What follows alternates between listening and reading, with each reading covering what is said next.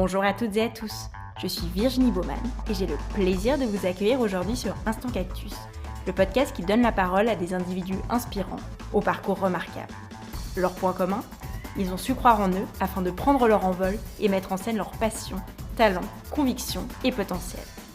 Au-delà d'une simple valorisation de ces vécus passionnants, Instant Cactus se veut aussi une exploration des réflexions et questionnements qui ont jalonné leur chemin. En espérant que leurs parcours et leurs mots vous insufflent l'envie de prendre votre envol, je vous souhaite une très belle écoute.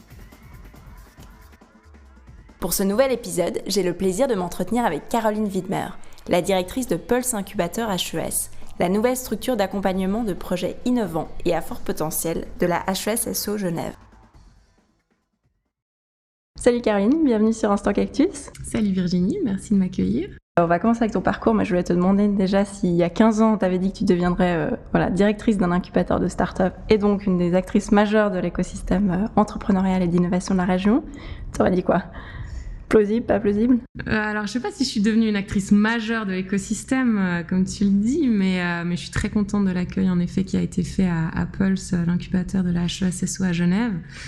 Mais j'avoue qu'il y a 15 ans, qu'est-ce que je faisais ? J'avais les mains dans le cambouis dans une entreprise qui encadrait des personnes en situation de handicap. Et une entreprise sociale privée, et on devait fournir des services top niveau pour des grandes entreprises en tenant compte des limitations induites par des accidents de la vie, physiques, psychiques. Il fallait faire preuve de créativité, d'innovation, mais de là à m'imaginer me projeter dans un incubateur de start-up, j'avoue que j'y avais pas songé. C'était pas encore l'état d'esprit de l'époque. Non, pas vraiment encore. Et entre l'entreprise plus sociale et Pulse, qu'est-ce qui s'est passé ? Qu'est-ce que tu as fait ? Alors, pas mal de choses. Donc, en fait, quand j'étais chez Pro, je suis partie de la production logistique, ce qui n'était pas forcément ma formation à la base, parce que je viens d'une université en commerce international où j'avais plus appris le business de manière générale. Ouais. Mais j'ai énormément appris, et puis petit à petit, en fait, je suis rentrée dans tout ce qui est marketing, communication. Et puis assez rapidement, en fait, je suis devenue responsable marketing com de cette entreprise. Et j'ai rencontré dans ce cadre-là Pierre Maudet, qui était dans le conseil de fondation à l'époque. Et en fait, je l'ai rejoint à la ville de Genève, où il dirigeait le département, tout ce qui est domaine public, voirie, pompiers, police municipale. Et je suis devenue chargée de communication. Et là, j'ai adoré ce job, parce que j'avais l'impression d'être, tout en étant dans une administration assez lourde et imposante, on travaillait comme dans une start-up. Donc pour être actif quand même. Ouais, c'était vraiment dans l'action et en fait très proche du terrain. On menait des grandes campagnes de com pour la voirie, j'ai géré les dossiers de transition numérique pour la ville. Et puis ensuite, en fait, quand j'ai rejoint l'État, j'ai aussi géré la transition numérique. On est passé de 600 sites internet à une plateforme numérique. On s'en rappelle. Voilà, GeoPassage. Et en fait, je suis passée vraiment du micro de la ville de Genève au macro à l'État. Donc, c'était totalement différent, mais aussi super intéressant, parce que tu vois les réformes structurelles qui peuvent être menées au sein de la police, aussi dans le domaine de l'innovation. C'est vrai que j'ai beaucoup aimé, en fait, contribuer à faire de l'innovation un dossier majeur pour Genève. À un moment donné, j'étais arrivée un peu en bout de course, et puis c'est vrai que de mener ce job en même temps que la vie familiale, c'était quand même un sacré rythme. Et là, j'ai fait la rencontre de quelqu'un que tu connais bien, Didier Schwartz, qui m'a embarqué dans l'aventure incroyable d'1m83. Et là, je vous en dirai pas plus, parce qu'il y a d'autres personnes qui en parlent beaucoup mieux. Mais si vous passez au Bastion, jetez un œil au bâtiment d'Unibastion et vous verrez ce que ça représente dans le domaine public. Et pour moi, ça a été vraiment le projet déclencheur qui m'a permis, en fait, de passer à autre chose. Et puis tu étais toujours à l'État à ce moment-là ? J'étais toujours à l'État, je faisais les deux en parallèle, et puis à un moment donné, je me suis dit, ok, je quitte tout et je me lance dans de nouvelles aventures. Et puis c'est là que s'est présentée, en fait, l'opportunité de Pulse. Et j'étais super contente de trouver le job qui correspondait en tout point à ce que j'avais envie de... Oui, tu reprenais tout ce qui était innovation, etc. Et par rapport à l'envergure du job, petit frisson d'adrénaline de te lancer dans quelque chose qui était quand même assez ouais, je pense que quand ou... tu passes de l'ombre à la lumière, ben c'est toujours un peu compliqué, parce que c'est vrai que j'ai travaillé au service de... C'est jamais moi qui était mise en avant, et ça m'allait très bien comme ça. Donc c'est vrai que tu vis quelques semaines avec le sentiment, c'est le syndrome de l'imposteur, on t'en parle. Toujours le même. Et puis finalement, en fait, j'adore tellement ce que je fais, et puis je crois que je le fais ressentir, je le partage beaucoup. Donc, et puis mon rôle, en fait, c'est pas de... Enfin, moi, j'ai pas envie de briller. Pour moi, je m'en fiche. C'est pas l'important. C'est de faire connaître les projets qui arrivent chez Pulse. Et en fait, que tout le monde ait Pulse dans le radar pour venir voir ce qui s'y passe, pour rencontrer en fait les porteurs de projets, et puis qu'en fait leur projet rayonne à travers la Suisse et plus loin c'est possible, parce qu'il y a des pépites dans cet incubateur. Et j'avoue que j'en suis assez fan. On va revenir à Pulse et puis aux 2-3 exemples dont tu parlais. Mais pour revenir un petit peu sur ton parcours, voilà, tu me racontais que, comme tu disais, tu étais arrivé en bout de course. Donc il y a le mot course là-dedans, ce qui veut dire que c'était un rythme assez effréné. Et tu me disais en off que tu étais pas mal en apnée, on va dire ça, enfin que tu avais du mal à respirer. Qu'est-ce qui faisait rétrospectivement que tu étais en apnée et l'impression de toujours courir, au-delà du rythme en tant que tel? Bah, c'est vrai que moi, j'ai toujours eu ce sentiment qu'il fallait que je sois au top dans tous les domaines. Toujours plus loin, toujours plus fort, toujours plus vite. C'est vrai que je suis partie faire mes études à Montréal, dans une grande université. Après, je suis partie à Madrid pour apprendre l'espagnol. J'ai commencé dans des organisations internationales. Enfin, voilà, j'ai toujours eu envie de prouver ce que j'étais capable de faire. Mais en fait, en voulant me prouver ça, je me rajoutais à chaque fois des nouveaux défis, des défis sportifs. Il y a eu la naissance de mes 2 enfants, donc voilà, accompagner une famille, c'est aussi un job en soi. Et puis un jour, en fait, j'étais en mission économique à Tel Aviv pour un salon d'innovation. Et je m'en souviens, mais comme c'était hier, on était une super équipe vraiment de gens extraordinaires. Et au-delà des conférences qui étaient passionnantes, on a aussi beaucoup parlé, on a beaucoup échangé. Et avec eux, en fait, j'ai pris conscience de ce que c'était que de prendre du temps pour respirer. On a beaucoup parlé méditation notamment.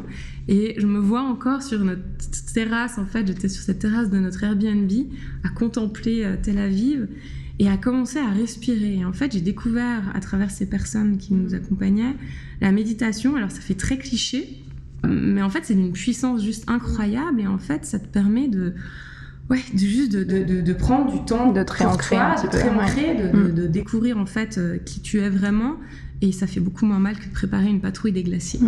Et puis voilà, donc en fait j'ai repris en fait le dessus sur ce rythme effréné.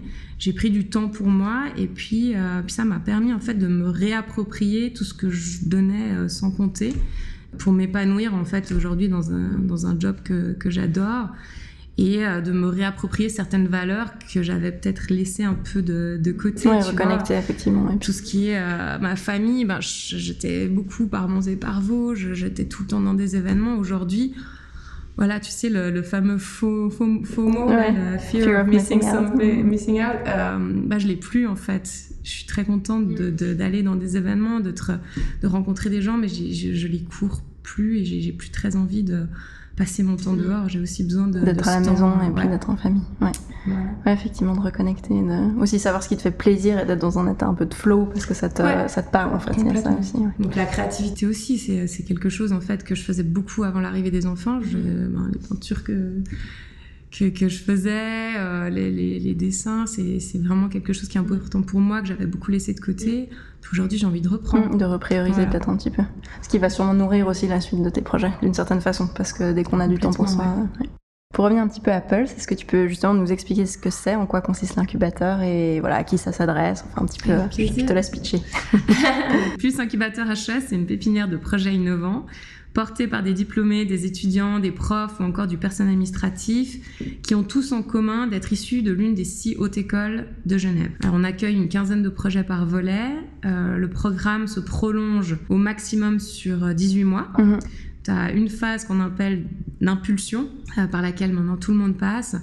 Donc il y a un bootcamp pour vraiment aussi créer un esprit d'équipe. Il y a des formations, il y a du coaching qui est dispensé par les équipes de Génie Lem.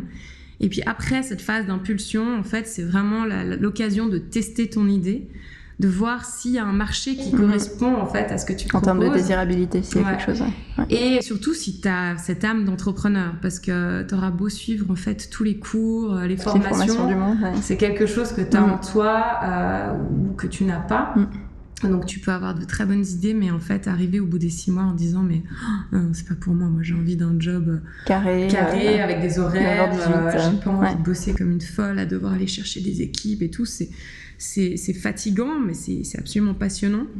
Et puis une fois arrivé en fait à la fin de cette phase d'impulsion de 6 mois, il y a l'occasion de pitcher devant un jury.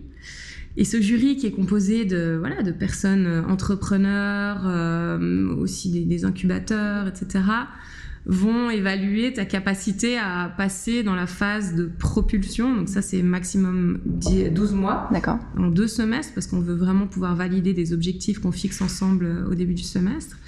Donc il y a vraiment un regard externe sur la capacité à entreprendre, à présenter un projet. Donc ils ont vraiment cette possibilité de pitcher devant un jury. C'est un peu stressant, mais je pense que c'est un passage obligatoire. Donc là, toute la dernière volée qui a vécu le confinement, et donc c'était pas évident. On leur a proposé un joli programme online, mais il fallait suivre, il fallait avoir cette envie et ce courage de s'accrocher quand même. De s'accrocher, parce que c'était pas évident non plus pour nous, mais ils ont été vraiment exceptionnels. Et puis il y en a certains qui ont décidé de renoncer pour des raisons qui leur sont propres, mais que je respecte complètement. Et puis les 6 projets qui ont décidé en fait de continuer l'aventure de Pulse, eux ont été tous sélectionnés pour la phase suivante. Et tu parlais de la phase de pitch qui vient en second temps, mais sur le processus de sélection initiale, donc pour entrer à l'incubateur, un Pulse incubateur HES, c'est sur dossier. Est-ce qu'il y a des critères, des contraintes? Est-ce que c'est ouvert à tous les domaines, tous les âges? Alors, il y a évidemment une sélection assez pointue, parce qu'il y a beaucoup de personnes qui postulent. Avec 6 écoles, c'est vrai que vous avez combien de dossiers? Je ne sais pas si tu as le chiffre en tête, mais vous avez combien de dossiers par écoute, on a une 15aine de places par semestre et on a une 30aine de dossiers. Donc on prend 50% de ceux qui se présentent. Mais voilà, donc ils déposent un dossier sur une plateforme qui s'appelle F6S. Il y a un premier regard par le répondant de l'école de laquelle ils sont issus, qui met une annotation, et puis ensuite on les fait passer aussi à ce moment-là devant un jury de coachs et de gens de l'extérieur, parce que finalement rentrer chez Pulse, c'est pas juste venir monter sa start-up. Il y a quand même une communauté qu'on est en train d'essayer de construire avec des gens qui pour la plupart ont des projets qui ont un véritable impact en fait. La plupart de projets que tu verras évoluer chez Pulse, c'est soit qu'ils ont une envie de développer un produit dans le développement durable, dans la mode, mais avec une partie upcycling, dans la réalité virtuelle, avec aussi de la volonté en fait derrière d'éducation. Donc toujours avec une portée. Enfin, quelque chose, vraiment une portée assez impressionnante de faire que notre monde aille mieux, ou qu'on évolue différemment. Et ça, j'y suis hyper sensible. Il y a aussi la volonté qu'il y ait des hommes et des femmes entrepreneurs. Je pense que c'est aussi très important de montrer l'exemple. Et puis, il y a l'interdisciplinarité qu'on essaye de créer avec Pulse, parce qu'on a la chance d'avoir des projets qui viennent tant de la musique, de la santé, du social, que du design, de l'ingénierie ou de la gestion. Et en fait, de mettre ces compétences ensemble, ça crée un truc incroyable. Plein de synergie, j'imagine. Plein de synergie. Et les gens qui partagent des bureaux, parce que dans la phase plus avancée donc de propulsion, il y a des bureaux partagés avec 3 projets. Et on essaye de mélanger les compétences parce qu'il y a forcément des échanges, des partages, et puis ils s'entraident énormément entre eux. Et il y a vraiment une très bonne ambiance qui se crée. Et concrètement, justement, l'accompagnement, en quoi ça consiste? Parce que justement, comme tu le disais, il y a plein de domaines différents. Donc comment est-ce que vous avez réussi à apporter du support à des entrepreneurs qui ont des projets tellement différents? Ouais, alors on n'investit pas dans les projets parce que on est plus dans un pré-incubateur qu'un incubateur. On est vraiment dans ce qu'on appelle le pre-seed. Et nous, ce qu'on fait, c'est qu'on les accompagne avec du coaching. Ils ont une 15aine d'heures de coaching par semestre. On les accompagne avec des infrastructures. Donc, on a 700 mètres carrés derrière la gare, en plein centre-ville, avec un espace de coworking accessible 7 jours sur 7, 24 heures sur 24. Donc ça, c'est quand même d'une valeur assez rare. Et puis, on a toute une programmation de rencontres, d'événements, de réseautage. En fait, on essaye de mettre en contact les projets avec les personnes qui vont pouvoir les faire grandir et leur donner des bons conseils et essayer d'éviter toutes les erreurs que les entrepreneurs font dès le départ. C'est vrai qu'il y a beaucoup de projets qui démarrent mais qui ont de la peine à voir le jour pour différentes raisons, qu'elles soient personnelles ou après structurelles. Il y a plein souvent, de choses. Ça tient à très peu de choses. Une rencontre qui fait que tu vas décrocher ton premier contrat, qui va faire débouler tous les autres. Donc, ce que je vois avec le podcast, donc très clairement. C'est très important de trouver les bonnes personnes au bon moment. Et t'as pas forcément besoin d'un million dès le départ, mais des fois des petits coups de pouce en gagnant un prix. Donc là, on a mis en place en fait plusieurs prix. On a le prix Coup de Pulse, c'est pas énorme, mais c'est quand même 1000 francs pour le projet qui s'est démarqué en tout point dans la créativité, l'innovation, l'engagement pendant le premier semestre. On a le prix Génilem HES qui maintenant est vraiment dédié aux projets les plus avancés de Pulse, qui est quand même un montant de 20 000 francs pour structurer ton entreprise, et du coaching qui continue avec Génilem. Et il y a aussi la Raiffeisen qui souhaite remettre le prix du développement durable, à hauteur de 5 000 francs. Donc c'est aussi des belles récompenses qui permettent de poursuivre dans ton projet. Génial.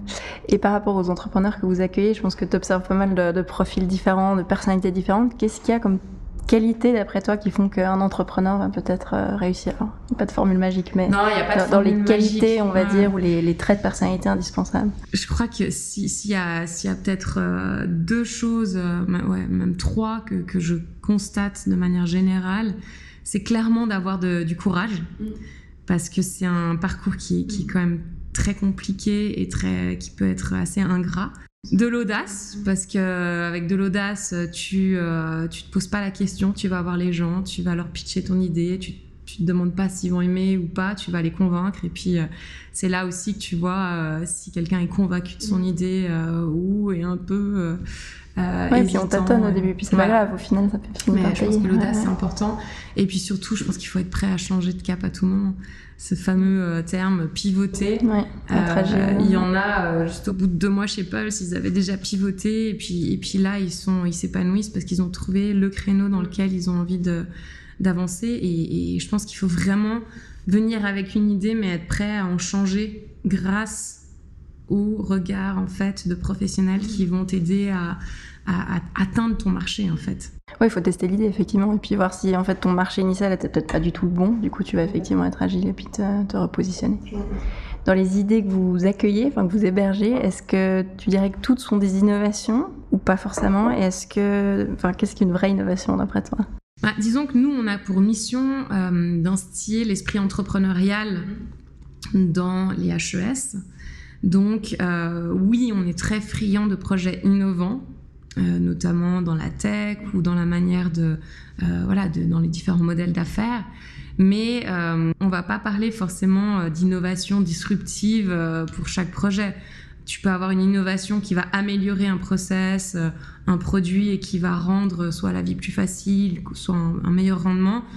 Après, les innovations dites disruptives, elles sont assez rares finalement. Donc c'est pas très fréquent. Donc là, on a plus des innovations sur des choses incrémentales plutôt, sur marginales. Je dirais des choses qui existent déjà, mais on va les faire autrement. Par exemple, tu vois, dans la mode, il y a un vrai mouvement sur l'idée en fait de changer les codes, parce que les créateurs, les créatrices en ont marre d'être dictés par les règles qui ont été qui sont plus valables aujourd'hui. On a été dans une surconsommation avec 4 collections par année, les gens n'arrivent pas à suivre, il y a des déchets mais monstrueux, tout est incinéré. Donc voilà, Lucie de l'Indie Piscine qui récupère en fait ses fins de stock de tissus, elle évite qu'il y ait des incinérations de tissus qui n'ont pas trouvé en fait leur marché. Donc plutôt dans une logique d'économie circulaire. Complètement, et c'est vrai qu'on le voit à Paris, on le voit à Genève. Là, j'écoutais un dernier podcast de Réunis, je ne sais pas si tu connais, Et c'est vrai que c'est génial ce qu'ils font, parce qu'ils sont dans les précommandes, ils évitent le gaspillage et en fait, en même temps, ils ont un succès monstrueux. Donc, tu peux, je pense, créer des nouveaux modèles d'affaires avec en ligne de mire le développement durable, tout en réussissant, tout en gagnant de l'argent. Ouais, et puis tout en construisant un business, l'un n'empêche pas l'autre, c'est pas des notions distinctes.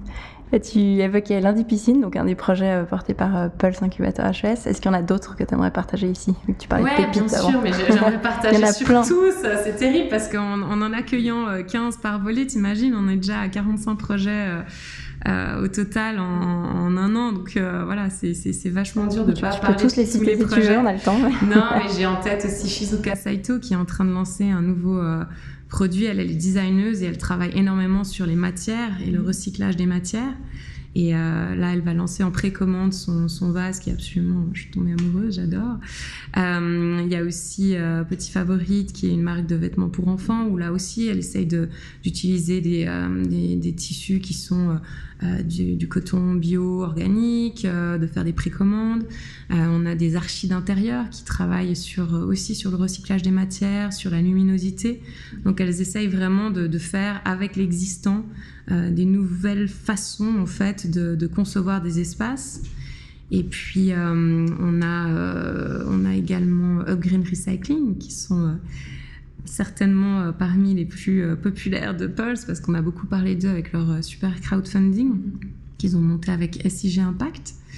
Et eux, en fait, ils repensent les poubelles à compost d'appartements. On attend avec impatience, d'ailleurs. On les attend avec impatience. Alors, ils ont pris un petit peu de retard à cause du Covid, comme beaucoup. Mais là, ils sont dans la phase de production. Je crois que d'ici la fin de l'année, c'est sûr, on les aura sous le sapin de Noël. Et puis là, il y a Box Up aussi, dont on parle énormément. Ils étaient très présents dans les médias ces derniers jours parce que ils ont en fait cartonné après le déconfinement. Il y a en fait cette volonté de promouvoir le sport dans les espaces publics. Les collectivités ont tendance à beaucoup financer les clubs, mais il y a aussi les monsieur et madame tout le monde, les enfants qui aimeraient bien pouvoir accéder à du matériel sportif sans que ça coûte une bombe. Et là, en fait, ils sont en train d'installer des box connectées avec des casiers auxquels tu te connectes avec une application iPhone pour accéder à du matériel gratuitement. Donc, les collectivités investissent dans ces boîtes et ils mettent des boules de pétanque, des raquettes de ping-pong. Donc, là où il y a des infrastructures sportives, ça t'évite de trimballer avec ton matériel. Ouais, puisqu'ils donnent l'accès à plein de gens qui ne pourraient pas, en fait. Ouais. Et là, ils en ont posé 5-6 entre Yverdon et Vessie. Donc vraiment, c'est un chouette projet. Ça prend vite de l'ampleur. Par rapport, on discutait avant justement d'innovation et puis d'écosystème dans la région. Très récemment, l'organisme, il y a quelques mois, Startup Géno a publié un classement des écosystèmes de start-up justement. Quelle ne fut pas ma surprise de lire que l'axe Berne-Genève, enfin Berne-Lausanne-Genève, on va dire, y figurait. Puis il figurait en plutôt bonne place. Donc je pense que ça pourrait en surprendre d'autres. Qu'est-ce qui fait que la région, d'après toi, est dynamique de ce point de vue-là ? Écoute, c'est marrant parce que j'en discutais, on était à l'époque en mission économique aux États-Unis et j'en ai profité pour voir un ami qui est business angel dans la région, entre New York et la Silicon Valley. Et puis je disais, mais pourquoi tu viens pas à Genève? Il y a plein de startups. Tu me t'es gentil, c'est vraiment... Alors l'innovation de grand-maman, je crois que j'y viendrai quand je serai à la retraite, quoi. Donc vu de l'extérieur, ça fait pas rêver, mais c'est vrai que pour suivre l'évolution depuis quelques années maintenant, on est dans un écosystème juste hallucinant. Il faut quand même se rendre compte qu'il y a 4 unis de Zurich à Genève qui sont dans le top 100 du ranking de Shanghai. Donc voilà, à l'UniGE, ils sont 59e. On n'en parle pas assez. C'est juste un terreau hallucinant pour tout ce qui est recherche. Donc je dirais qu'on est totalement différent d'un écosystème comme la Silicon Valley parce qu'on est plutôt dans l'innovation de recherche, donc plutôt orienté sur le long terme, avec une force dans notre réseau académique. Les hautes écoles, on n'en parle pas non plus assez, c'est une pépite. Puis un gros vivier de talent aussi, au-delà de la recherche. Mais qui est incroyable. Je veux dire, à l'EPIA, par exemple, il y a des ingénieurs qui sortent de l'EPIA, mais ils sont happés par le marché du travail. On aurait envie qu'ils entreprennent plus. Et tu penses est-ce que justement il y a une espèce de fuite des talents entre guillemets hors de la Suisse ou pas? Alors il y a beaucoup de fuites de talents entre les cantons. Hors de la Suisse, il faut quand même se rendre compte que la Suisse est quand même un Eldorado, il y a pas mal de jobs, il y a des moyens. Donc je pense que les gens restent quand même pas mal en Suisse, mais clairement, oui, quand on a envie d'entreprendre, très vite, on est limité par le marché. Donc il va y avoir la nécessité de se rendre dans des marchés plus vastes ou alors dans des marchés où le soutien aux startups est plus important, comme à Tel Aviv ou dans la Silicon Valley. Mais je crois que dans la région, entre Berne et Genève, déjà, il y a une promotion qui est forte. On a un organe d'innovation InnoSuisse qui est très impliqué. Et puis, il y a aussi toute la série des multinationales que sont Nestlé, Procter, etc., qui sont aussi une source d'innovation parce qu'ils ont tous des centres de recherche. Exact. On a Logitech, le PFL Innovation Center, et puis il y a aussi tout ce qui est food tech, énergie. Donc, on a des grands acteurs, en fait, qui investissent beaucoup dans la recherche et l'innovation. Et ça donne des startups et ça permet d'alimenter en fait le réseau. Et je pense qu'on est très très fort là-dessus. Et il y a des moyens aussi pour soutenir les jeunes pousses, même si je pense que ça manque un peu de prise de risque. Oui, c'est peut-être notre mentalité.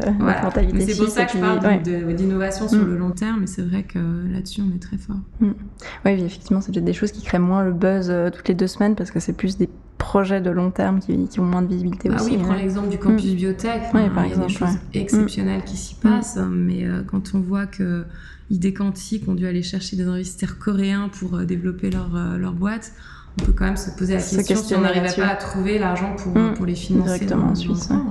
C'est assez aberrant, quoi. Et comment est-ce que Pulse Incubator HES du coup s'est positionné par rapport aux acteurs préexistants? Je pense à Genilem, vous travaillez avec eux, avec Fongit ou avec d'autres acteurs du secteur. Comment est-ce que vous êtes positionné par rapport à ça? En fait, on a pris la place de personne. Donc déjà, ça facilite le positionnement parce qu'en fait, c'était un élément manquant du puzzle, je dirais. Il y avait vraiment un besoin de favoriser ces projets entrepreneuriaux issus de la HESSO à Genève. Donc, il n'y avait pas de structure avant ça. Il y a eu une structure en fait précédemment qui s'appelait la Fondation Ahead, qui était l'incubateur de la HED, la Haute École d'Art et Design. Et donc ça, c'était déjà une très belle étape. Et puis en fait, basé sur quelques années de fonctionnement de cet incubateur, il y a eu cette volonté en fait de créer cette interdisciplinarité dont je parlais précédemment, dont on voit vraiment la richesse très rapidement. Et en fait, il y a une dynamique qui s'est créée immédiatement.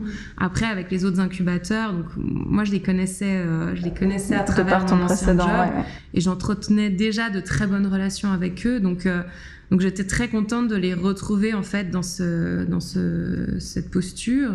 Et on a 2 partenaires principaux. Donc tu mentionnais Genilem, on les a mandatés en fait pour tout ce qui est coaching, des projets qui rentrent en fait dans cette première phase d'impulsion, pour les accompagner vraiment dans la désirabilité de leur projet auprès du marché. Et ça, c'est vraiment une phase hyper importante. Et on a plusieurs coachs de Genilem qui accompagnent les projets, et c'est génial parce qu'on peut échanger, on a vraiment une belle dynamique.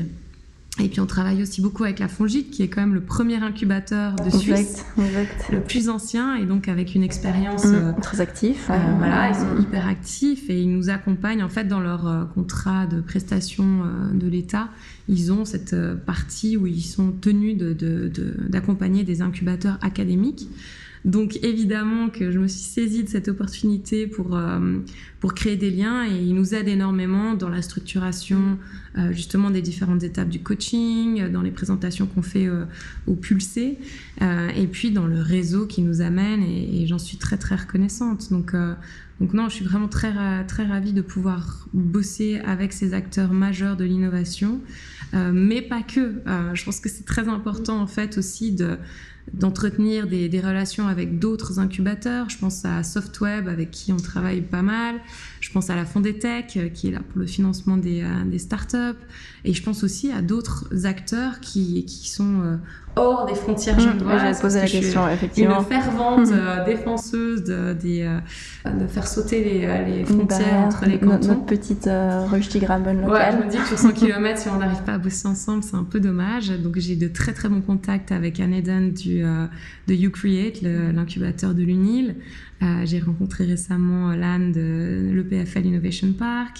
Et même au-delà, avec Venture Lab, avec InnoSuisse, je pense que c'est hyper important qu'on soit en collaboration avec tous ces acteurs parce que on sera plus fort ensemble. Oui, vous ne marchez pas sur les pieds de toute façon, c'est pas de la concurrence. Le but, à nouveau, je répète, le but final, c'est vraiment de faire sortir ces jeunes pousses et de pouvoir les porter vers les marchés, les soutenir, leur faire gagner des prix et puis qu'ils soient reconnus et qu'ils puissent vivre de leur projet. Et là, depuis la création de l'incubateur, est-ce que tu as déjà observé, tu as déjà des learnings, est-ce que tu as déjà tiré quelques enseignements qui vont te servir ces prochains temps ? Ouais, disons qu'on en apprend tous les jours. C'est un peu learning by doing parce que quand tu crées en fait un espace, donc il a été conçu par Abir Orebi et Lyft. Donc j'arrivais pas non plus avec la page blanche qui était quand même très agréable, mais c'est vrai qu'après t'as la théorie et puis t'as la pratique, donc la pratique elle nous en apprend tous les jours, même si c'est passionnant de se lancer dans une nouvelle structure. On passe notre temps à tester des nouveaux concepts, que ce soit pour les conférences. Là, c'est vrai, pendant le confinement, on a pu compter sur nos partenaires pour faire des conférences. J'ai même réussi à faire venir dans nos conférences Roxane Varza, qui dirige le plus gros incubateur du monde, donc Station F. Et je pense que c'est grâce au confinement, parce que c'est vrai que c'est une personne qui aurait pas eu l'opportunité très occupée de manière générale, mais donc c'était des belles opportunités. Donc voilà, il y a eu le démarrage, il y a eu le confinement, et puis j'espère qu'on va pouvoir utiliser ce prochain semestre pour, je dirais, stabiliser un peu tout ce qu'on a testé, mis en place, puis arriver à un rythme de croisière, parce que j'avoue que deux rentrées par année, c'est très très soutenu dans le rythme. Donc il faut qu'on soit très bien organisé pour assurer en fait les différentes étapes de ces process. Et puis la pérennité effectivement de tout ce que tu as déjà mis en place. Ouais, et puis le suivi aussi, parce que le but c'est que ceux qui sont passés par Pulse restent dans la communauté de Pulse. Tu vois, que je parlais de Green tout à l'heure, c'est une équipe qui a fait le Master InnoKick, donc c'est un master en innovation. Et ils sont très forts dans tout ce qui est prototypage. Moi, j'ai envie de les garder dans la communauté pour qu'ils viennent aussi transmettre. Et puis nourrir cette communauté. Et nourrir la communauté. Donc, il y a vraiment vraiment quelque chose à créer dans la durée et très largement pour que ça ait du sens. Oui, soit une fois encore circulaire. Voilà, exactement. Et justement, pendant le confinement, donc cette période de Covid, comment est-ce que... Bon, tu t'as déjà donné quelques exemples de comment vous êtes adaptés, mais conférences en ligne, accompagnement en ligne, comment ça s'est passé pour les porteurs de projets ? Disons que la deuxième volée a commencé le 16 mars. Le Pas de jour chance. du confinement. Donc c'est vrai que 2 jours avant, on s'est demandé, ok, on fait quoi ? On avait le choix, on aurait pu dire, ok, on se retrouve en septembre, on met tout en stand-by. Après, je me suis dit, si Paul n'est pas capable de s'adapter, qui l'est ? Ouais. Donc en fait, on a tout passé online. Là, on était avec les équipes de Lyft. Donc c'était vraiment, je me souviens encore, on se regardait avec Augustin de chez Lyft, on fait quoi ? Prends une grande inspiration pour revenir à ton point du début. On prend une grande respiration, on médite un coup et c'est parti. Donc on a tout passé online, le bootcamp, parce que c'était hyper important d'avoir un moment pour se faire rencontrer les gens, même si c'était pas en physique. Et franchement, ça a super bien marché, mais il fallait pas s'arrêter au bootcamp, parce que en fait, là où j'avais une grande frustration, c'est qu'on avait réussi à lancer une super dynamique depuis septembre. J'avais pas envie de tout voir s'effondrer. Donc en fait, on s'est donné beaucoup de peine avec mes collègues, Sophia qui arrivait aussi le 16 mars dans la com, et Christine qui travaille aussi sur tout le programme de coaching, etc. Et on s'est retrouvés très très régulièrement. C'est-à-dire 2-3 fois par semaine, on organisait des conférences, des ateliers, des permanences. On a pris des rendez-vous avec chaque projet pour avoir des échanges, savoir comment ça allait. Et puis Génilem, ils ont été aussi super parce qu'ils ont vraiment assuré tous les coachings. Et ça a permis en fait à tous les projets de passer au travers des différentes étapes nécessaires pour savoir si leur idée allait matcher un marché, s'ils avaient envie de continuer comme entrepreneurs. Et je dois avouer que j'ai vu aucun projet décrocher. Ah oui, donc il y a quand même une continuité de ouf. Ouais, il y a eu une très grande continuité. Il y en a qui ont décidé qu'ils voulaient faire autre chose, oui, ça, mais c'est personnel, c'était pas, je pense, dû au confinement. Et il y en a qui ont profité du confinement pour revoir leur site web, pour revoir leurs objectifs, pour prendre des contacts qu'ils n'auraient pas eu le temps de prendre pendant le rythme habituel. Et puis par contre, il y en a qui ont essayé de valider certaines idées, mais voilà, les maisons de quartier étaient fermées, les écoles étaient fermées, enfin les administrations. Donc c'était plus compliqué, mais ils sont pas découragés pour autant. Donc je suis très contente en fait d'avoir fait ce choix de continuer online. Par contre, voilà, c'est intéressant aussi de partager avec ceux qui ont continué. J'ai trouvé ça assez épuisant. Et c'est vrai que quand on a pu revenir en mai, on est revenu assez vite physiquement dans les locaux. Alors ceux qui sont pas revenus tout de suite, ils étaient un peu frustrés parce qu'ils disaient mais il se passe plus rien. Mais c'est vrai que j'avais besoin aussi de couper du visio. Puis de retrouver le présentiel, je pense c'est l'humain quand même. Donc voilà. Et au-delà de cette période carrément complexe à gérer, pour toi, qu'est-ce qui a été le plus difficile depuis ta prise de poste ?